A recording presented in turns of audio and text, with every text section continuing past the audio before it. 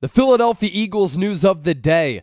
Howie Roseman and the Eagles have released linebacker Devin White going into this Week 6 matchup against the Cleveland Browns. This coming after White was a healthy scratch the last 3 weeks for this Eagles defense. What led to the Eagles making this move? I'm going to talk about that on today's Philadelphia Eagles Now by Chat Sports. I'm Chase Sr. Thanks for hanging out here with me. And also, could Howie Roseman and the Eagles make a blockbuster and monster move for Las Vegas Raiders defensive end Maxx Crosby, a well-known player and big name who fans have been talking about over the last couple of days? Why have they been talking about him? I have some thoughts on that, and we'll relay that information. First, before we dive in, if you want Eagles coverage every single day, year-round, hit that subscribe button down below. We're 550 people away from 87,000 subscribers as we continue our march toward 100,000 subscribers. And once we get there, we're having a party here on Eagles Now to celebrate that big achievement. We'll get that silver plaque from YouTube. Programming schedule this week, live tomorrow, Wednesday, October 9th. I was in Washington, D.C. over the last couple of days, just flew back today because my sister got married, and then we'll be live on Sunday for Eagles-Browns, our Week 6 watch party. Can't wait for that. So the Eagles today releasing linebacker Devin White. Signed him an NFL free agency earlier this calendar year to address the linebacker position. And the thought process here for Howie Roseman and this organization, they took a chance on a former All-Pro who was a 5th overall pick a few years ago out of LSU. He's 26 years old. He has played at a high level, but his stock has plummeted over the last couple of years for a variety of reasons. He's lost his confidence, in my opinion. Todd Bowles and Vic Fangio, both respected and veteran defensive minds, had lost their trust in the player.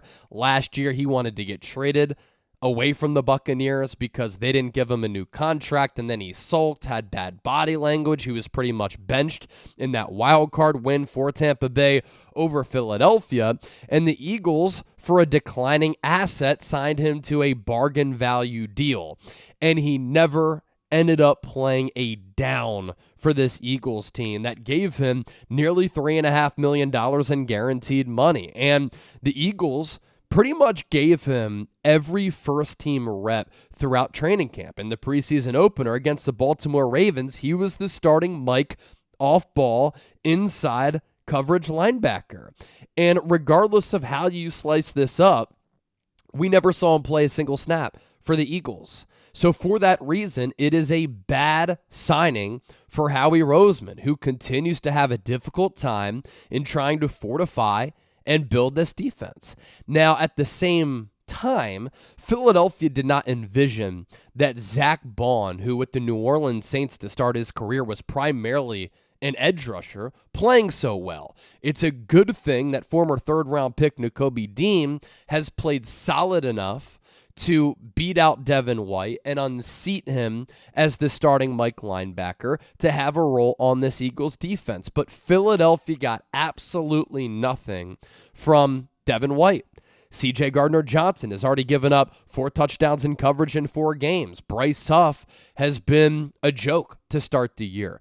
Jordan Davis continues to be in the witness protection program. All of these moves are Howie Roseman moves that he has swung and missed on in NFL free agency. According to reports, White did agree to release terms, which gives Philadelphia some financial flexibility. And so they gave him $3.5 million in guaranteed money. He got that. But in releasing him, it's not like there's a financial hit that is even greater. With the Eagles moving on from the player here, Jeremiah Trotter Jr. will elevate to the top backup role as an off-ball linebacker. Again, that's a good sign if you want to talk about player development for this Eagles team, and I was high on him at Clemson. I liked the pick as he slid to Philadelphia late in the draft back in April.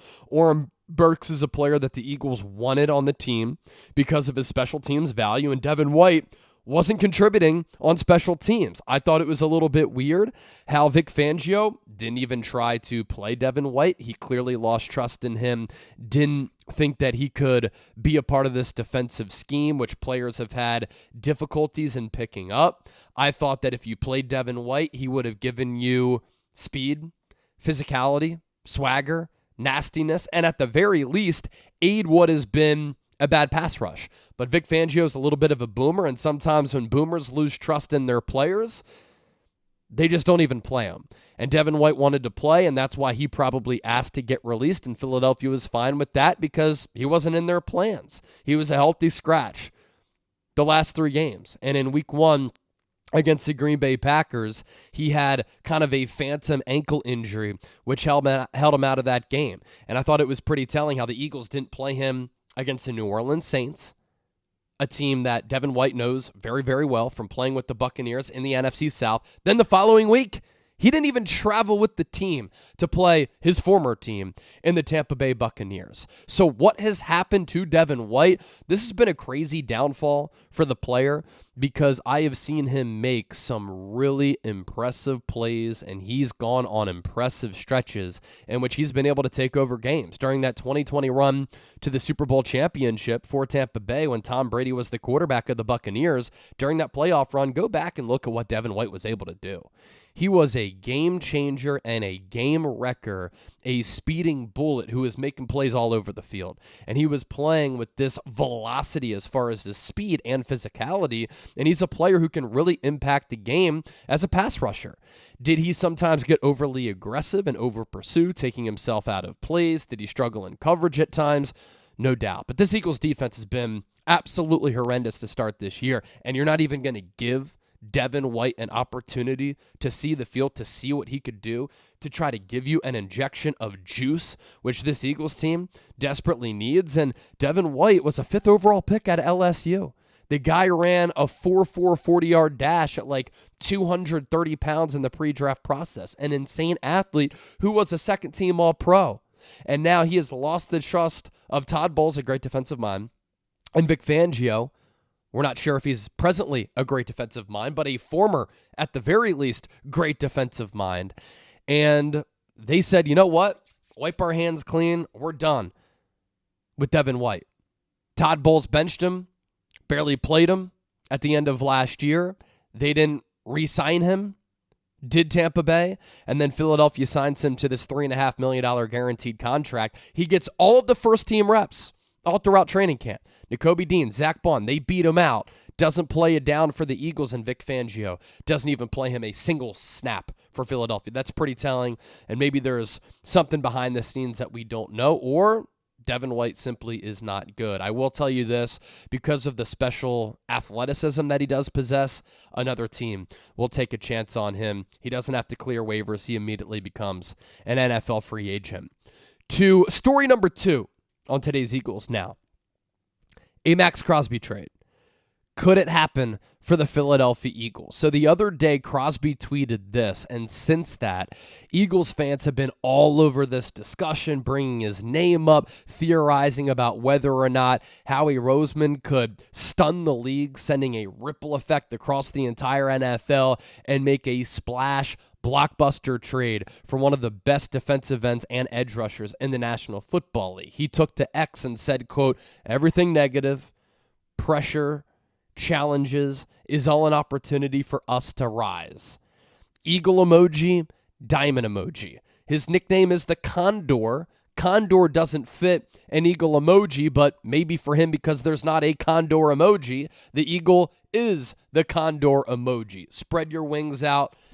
And maybe that's a thought process behind that. And my thought process behind this trade idea, I have a few of them. First of all, the Las Vegas Raiders are trash. Since the turn of the century, they have been one of the most poorly run organizations, one of the least successful organizations, and just an organization that stays bad every single year for the same reasons. There is dysfunction, there is drama. They haven't been able to get head coach right. They haven't been able to get quarterback right. Derek Carr had one really great year. He broke his leg when he was probably on his way to maybe becoming an NFL MVP. And then from there, he never regained that level of play. Following that broken leg, when Matt McGloin, Penn State legend, and a guy who I used to host a podcast with back at my previous job, took over as the team's starting quarterback. And again, Derek Carr was never able to recover.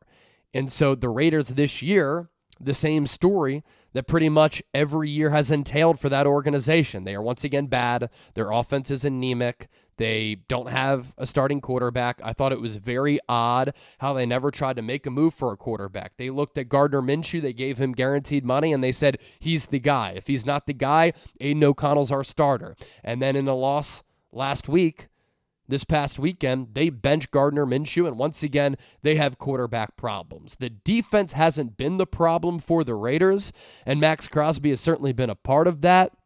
He is a great player. He is the face of that team. He loves playing for the Raiders, and Maxx Crosby is the heartbeat of that organization. I think a Davante Adams trade is inevitable. I don't think Maxx Crosby is going to get dealt, nor do I think it's going to happen to the Eagles. And even though the Raiders are so bad and they could look to sell and they could look to rebuild and set their sights toward the 2025 draft where they look to compile picks or they just tank the season to get their franchise quarterback, which has evaded them since Rich Gannon, the Delaware Blue Hens legend, last played for that team. I don't think they're going to sell to the point where they trade their best player and one of the top edge rushers in the National Football League. Do the Eagles need pass rushing help? Yes. Has their pass rush been non-existent? For sure. Would Maxx Crosby be a franchise piece and an incredible addition to this Eagles team?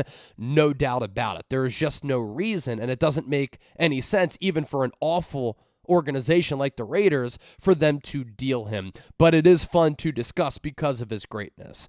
And since he got drafted in 2019 as a late round selection, he has been a phenomenal player. Rookie year, he compiles 10 sacks. Year 2, 7. Year 3, 8. Year 4, 12.5. 14.5 last year, and he already has 5 sacks, and he's been pretty banged up in 4 games this year to start off the 2024 campaign. He is not a twitchy, freakish athlete by any means, but he plays the game the right way, and that is with a relentless motor, a hunger, a level of physicality, a tenaciousness, and a swagger that you just don't see a lot. He reminds me a lot of Jared Allen of the Minnesota Vikings from way back in the day, where they never gave up on any single play. They had a wide variety of pass rush moves, which helped make up for them not being freakish, twitchy athletes, which you don't always need to be, but obviously it helps, and that allows them to win, consistently pressure the quarterback, impact games, and sack the quarterback. Philadelphia has $11 million in cap space. Maxx Crosby is under contract through 2027. And it's at a pretty affordable rate for the player that he is and what he's done in his career. And that's 57 sacks in 87 games, 81 starts. He is solidified himself as one of the top defensive players in the National Football League.